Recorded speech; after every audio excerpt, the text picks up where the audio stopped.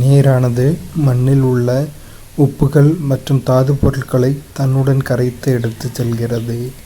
இந்த உப்புகளும் தாதுக்களும் கடல்கள் மற்றும் பெருங்கடல்களில் லட்சக்கணக்கான ஆண்டுகளாக படிந்து வருகிறது.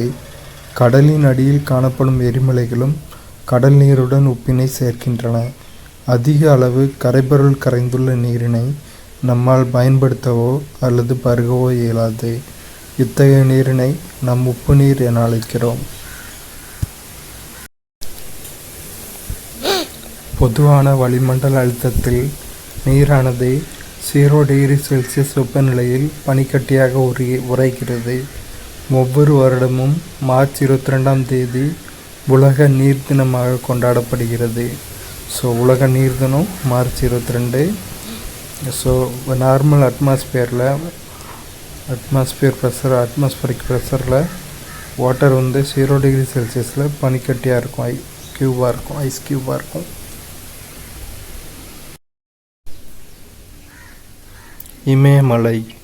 இமயமலை பனிப்படிவுகள், பனிப்பாறைகள் மற்றும் பனியாறுகளை கொண்டுள்ளது. ஆசியாவின் முக்கிய ஆறுகளில் 10 பெரிய ஆறுகள் இமயமலையில் இருந்து தொடங்கி பாய்கின்றன. ஏறக்குறைய 100 கோடி மக்களின் வாழ்வாதாரமான நீர் தேவையை இவ்வாறுகள் பூர்த்தி செய்கின்றன. இமயமலையில் வந்து பனியாறுகள் வந்து உற்பத்தி ஆகுது. ஆசியாவோட 10 முக்கிய ஆறுகள் வந்து இமயமலையிலே உற்பத்தி ஆகுது. இது மட்டுமே 100 கோடி மக்களோட வாழ்வாதாரத்தை பூர்த்தி செய்யுது.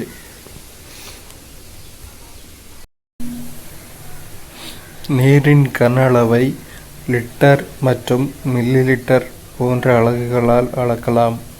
காலன் என்பதும் நீரின் கன அளவினை அளக்கக்கூடிய அலகாகும்.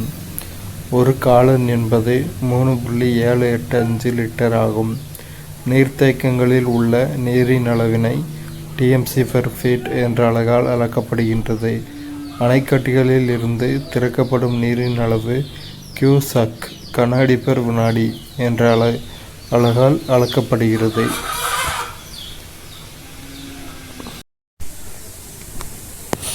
நீர்வாழ் விலங்குகள். பனிக்காலங்களில் குளிர்ந்த நாடுகளில் ஏரிகள் மற்றும் குளங்கள் குளிர்ச்சி அடைந்து நீரின் மேற்பரப்பில் திண்மநிலை பனிப்படலங்கள் உருவாகின்றன. இருந்தபோதிலும் பனிப்படலத்திற்கு கீழ் வசிக்கும் நீர்வாழ் விலங்குகள் இறப்பதில்லை. ஏனெனில் மிதக்கும் பனிப்படலமானது ஒரு பாதுகாப்பு படலமாக செயல்பட்டு நீரிலிருந்து வெப்பம் வெளியேறுவதனை அனுமதிப்பதில்லை. எனவே நீரின் மேற்பரப்பு மட்டுமே குளிர்ச்சி அடைந்து பனியாக மாறுகின்றது. இக்காரணங்கள் நீர்வாழ் விலங்குகளுக்கு சாதகமாக அமைந்து அவை உயிர் வாழ உதவுகின்றன. இப்போ குளிர்ந்த நாடுகளில், குளிர்ந்த பிளேசஸில் வாட்டர் மேலே இப்படி ஒரு சாலிடான பனிப்படலம் வந்து உருவாயிரும். கீழே வாட்டர் இருக்கும், மேலே வந்து சாலிடான பனிப்படலம் உருவாயிரும். அதனால் நீருக்கு கீழே வாழ்கிற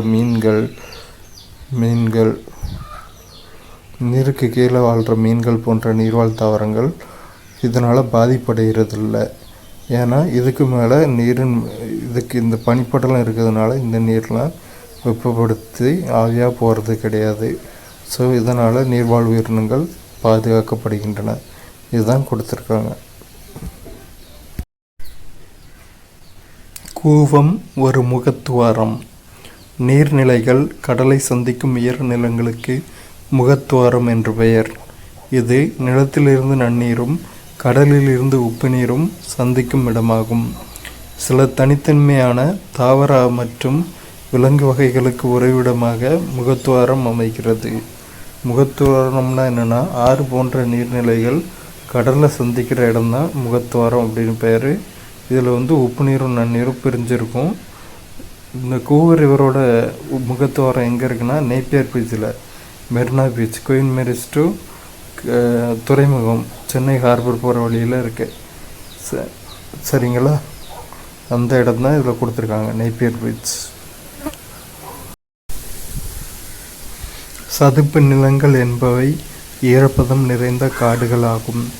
அவை பெரிய ஆறுகளை சார்ந்தோ அல்லது பெரிய ஏரிகளின் கரைகளிலோ காணப்படும். சதுப்பு நில நீர் நன்னீராகவோ உவர்ப்பு நீராகவோ அல்லது கடல் நீராகவோ இருக்கலாம். உயிரினங்களுக்கு நன்னீரையும் ஆக்சிஜனையும் அளிப்பதில் சதுப்பு நிலங்கள் முக்கிய பங்கினை வகிக்கின்றன. சிதம்பரத்தினை அடுத்த பிச்சாவரம் சதுப்பு நில காடுகள், முத்துப்பேட்டை சதுப்பு நில காடுகள், சென்னையில் உள்ள பள்ளிக்கரணை சதுப்பு நிலம், காஞ்சிபுரத்தில் உள்ள செம்பரம்பாக்கம் சதுப்பு நிலம் ஆகியன தமிழ்நாட்டில் உள்ள சில சதுப்பு நிலங்களாகும்.